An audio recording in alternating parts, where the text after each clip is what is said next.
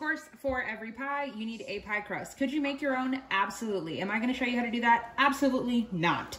Because it's not the holidays and your girl does not have time for that. So whenever I'm baking a pie, always put it on a baking tray, because in case it happens to spill over, bubble over, trust me, even if it is not filled to the top, it happens. I do not want to have to clean the oven. I'd much rather clean my baking pan. And bonus points to you, if you want to line it with aluminum foil, even better. So this is just a Pillsbury one that was in the freezer. You do not have to thaw them. You actually want to bake them frozen, but a must is letting them come to room temperature for like 5 minutes sitting out, and you have to prick it with they call them the tines of the fork, but where you would eat, you just want to poke them with a bunch of little dots, because or else it is going to puff, and you also want to do it around the sides. I made the mistake one time of only doing the bottom and the sides puffed out. This helps not only evenly bake it, it also helps it from not rising, so that way when you put your pie crust in there, it's not baked and it doesn't crack. And if it does, it's still gonna taste good. But we're just gonna go around the sides and the bottom, and then we'll bake it according to package instructions. This one happens to be 400 degrees for 10 to 12 minutes. Okay, sorry you guys can see the cords. Yeah, there's just not much we can do about that. But we're gonna start with the pumpkin layer, because that is what goes on first. So our pie shell came out of the oven, just letting it cool. Do you have to let it cool? No, but while we work on everything else, it's just gonna sit there. We're gonna start with, this is 10 ounces, also known as 1 1/4 cup. I know it doesn't look like it because I have a food scale, so I just measured mine just to be sure, because it's kind of hard to measure things out like this. So either 10 ounces or 1 1/4 cup of pure pumpkin puree. This is not pumpkin pie filling, pumpkin puree. Then we can add 1/4 cup of some brown sugar, and 1/4 cup of some white sugar, 1 whole egg, about a teaspoon, give or take, of some vanilla. This is just vanilla bean paste. If you have vanilla extract, exactly the same. A teaspoon of pumpkin pie spice. Now, I know it's not pumpkin spice season, but it does not make it taste like pumpkin spice. Yes, it is gonna be a pumpkin pie, but it's not a disgusting, super like artificial seasoning of like pumpkin taste. It's just a good mixture of like cinnamon and clove and stuff. So if you make your own, you could use that if you have this one, or if you just have cinnamon, that works even better. And we're gonna do a heaping teaspoon of just some cornstarch. That really helps with thickening the pie without having to add anything that is just weird. Then of course, with every sweet, you need a good bit of salt. Just gonna add like a pinch or maybe 2 of just some salt. Then we can mix it together. As always, start by popping your yolk. It just helps incorporate everything so much better. Now, after a couple seconds, everything is nicely mixed. Now we can take our pie shell and we're gonna pour this in.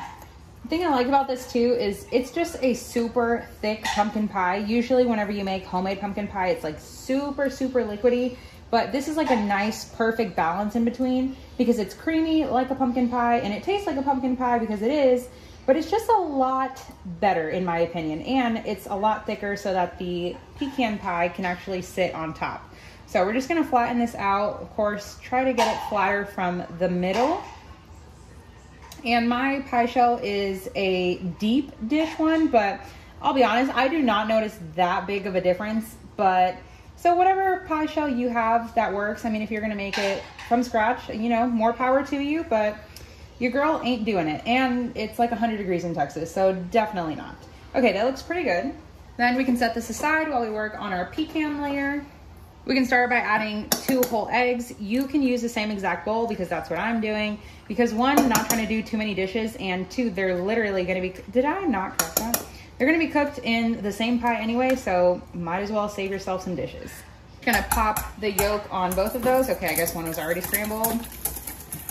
Scramble that. Once again, 1/4 cup of some white sugar and 1/4 cup of some brown sugar.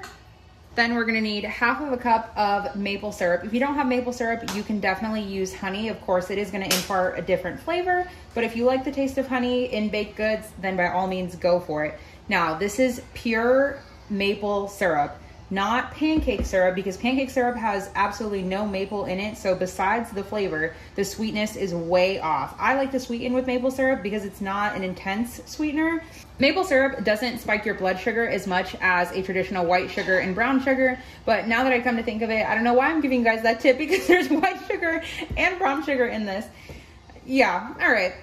Then we can add 2 tablespoons of some melted butter. I just melted mine in the microwave and let it cool for a little bit, because just like all my other videos that include butter or hot fat, you don't want to add that to your eggs, because hot and cold with eggs scrambled.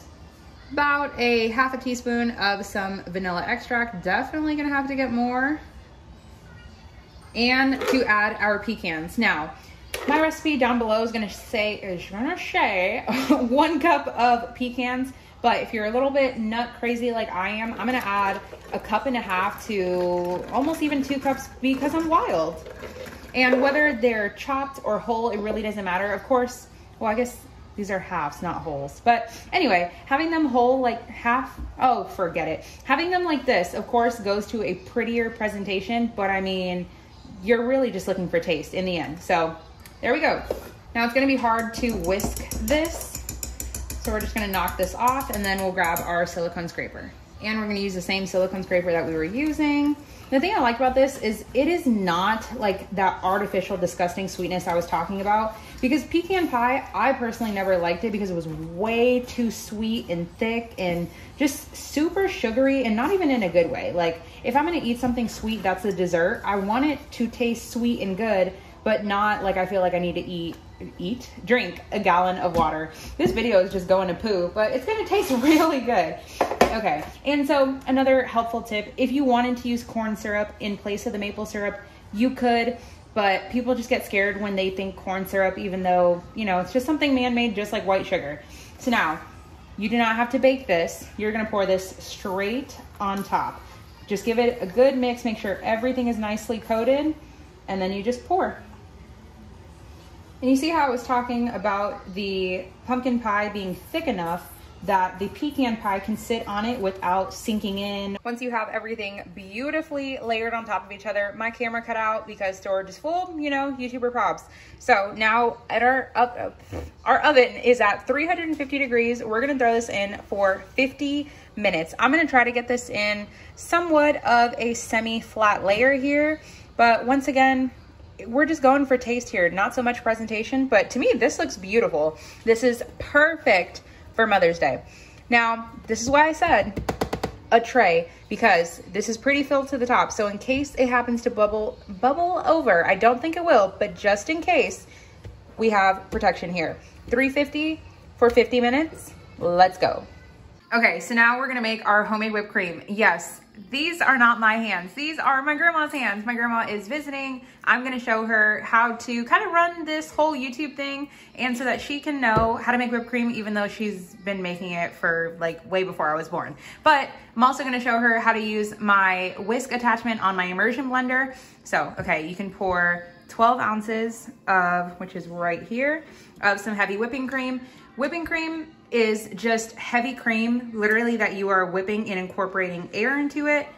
That's literally it. It's so, so easy. And this whole thing was like $2, and this is 1 quart. So imagine how much whipped cream that could make. Now, with whipping cream, you need a sweetener. So since I used maple syrup in the pie, I'm gonna use maple syrup in there. About 1 to 2 tablespoons, just kind of eyeball it and go for it. If we end up with a little bit more, it's okay. It's a little bit more, perfect. So that you really don't have to measure. It's just up to whatever you think will work best in taste. Now we have our immersion blender that came with a whisk attachment. If you guys have seen, I've definitely told you guys that this is like the poopiest whisk ever. It is so like not very whiskey and strong, but we're gonna go for it. You're just gonna fully put it down in there, and then we're gonna press this little button at the top, and we're gonna whisk until we get nice stiff peaks, probably 2 minutes. Okay, so now we are at super stiff peaks. If you end up having extra, do not worry. If you drink coffee, hot cocoa, add it on top, even in it. Oh, so incredibly delicious. And a little trick I actually learned from my sister-in-law, Leandra, she mixes heavy whipping cream, like whipped cream, into yogurt. It is the fluffiest. I'm gonna have to show you guys what I'm talking about. Oh, it's so freaking good. Okay, now my grandma has a little story for you guys. I'm so happy to be here visiting my granddaughter and my great-grandson. I wish we could all be together, but hey, it's better than nothing. Thank you, God. Bye-bye. She said she loves you guys. All right, now we have our whipped cream. Our pie is out, and you cannot tell me that does not look out of this world incredible. You can see it's definitely raised a ton while Roman is making a bunch of noise in the background. The pecans are just like candied on top and so beautiful. Ooh, I'm just gonna sneak a peek of this little one. They're so nice and warm and toasted. Absolutely incredible. Now, the hardest part of this recipe is letting it cool in the fridge. You want to eat this pie completely cold. Not even the slightest bit of warm. I've had it warm one time and wasn't bad, but it definitely is not at its peak. Now, it is going to slowly, just as it cools, sink down. So good. Oh my goodness. So if you could wait overnight and, you know, just make this the day before whatever your event is, then you could do that. But I'm just gonna let it chill for a couple of hours and maybe even pop it in the freezer if I need to help it cool. Roman is so ready for this pie, and so am I. It is many hours later and I could not wait. So incredibly good. I almost forgot to top with our homemade whipped cream. I mean, come on.